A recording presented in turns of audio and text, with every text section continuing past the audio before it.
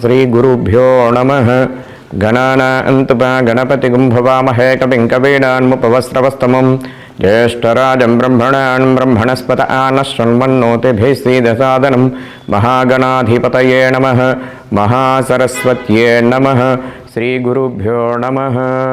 ధనస్సు రాశి వారికి సంబంధించినటువంటిది యో యా ఏ యో బా భీ భూ ధా భా ఢా భే. ఇది ధనస్సు రాశి వారికి సంబంధించినటువంటిది. ఆదాయం 14, వ్యయాన్ని 11గా సూచన చేయడం జరుగుతుంది.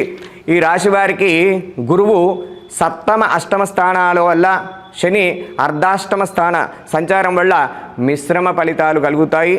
ఇంటి యందు వివాహాది శుభకార్యాలు చేయడం వల్ల అధికమైన ఖర్చులు పెరుగుతాయి. బంధుమిత్రుల సహాగమనము, వ్యాపారమందు అభివృద్ధి లేకుండుట, విద్యయందు ఆటంకాలు, ఆశించిన ర్యాంకులు రాకుండుట, ఉద్యోగ నష్టము, అనవసరమైన ప్రయాణాలు చేయుట, అవకాశాలు చేజారినా కూడా నిరుత్సాహపడవద్దు. చేయు పనులందు తీరిక ఉండదు. ఆశించిన పదవులు దక్కకపోవచ్చు. ఖర్చులు అదుపులో ఉండవు. స్తోమతకు మించిన హామీలు ఇవ్వవద్దు. ఆర్థిక లావాదేవీల్లో తప్పటడుగులు వేస్తారు. పరిచయం లేని వ్యక్తులను నమ్మరాదు. ప్రయత్నించిన కార్యాలు ఆలస్యంగా నెరవేరుతాయి. ప్రయాణాలు అనుకూలంగా లేకుండుట, రాని బాకీలు వివాదాస్పదమైపోతుంటాయి. మీ గుడ్ విల్ కూడా దెబ్బతినేటువంటి అవకాశాలు ఉన్నాయి. పై అధికారుల నుండి ఒత్తిడి, చీవాట్లు ఎక్కువైతాయి. ప్రయోజనం లేని ఉద్యోగం చేస్తారు. పనులు చేయడం, ప్రయాణాల్లో నష్టాలు కూడా ఎక్కువ జరుగుతాయి. మీరు కఠినమైనటువంటి నిర్ణయాలు తీసుకుంటారు. ఆచరణలో సాధ్యం కానటువంటివి. రైతులకు పంట ఆదాయం ఆలస్యం అవుతుంది. న్యాయవృత్తి కలవారు కొన్ని ఉడుదుడుకులను కూడా ఎదుర్కొంటారు. సెంటిమెంట్ వస్తువులు అమ్ముకుంటారు. ఆస్తి పంపకాల విషయంలో మీకు అన్యాయం కూడా జరుగుతుంది. చిల్లర తగాదాలు ఎక్కువైతాయి.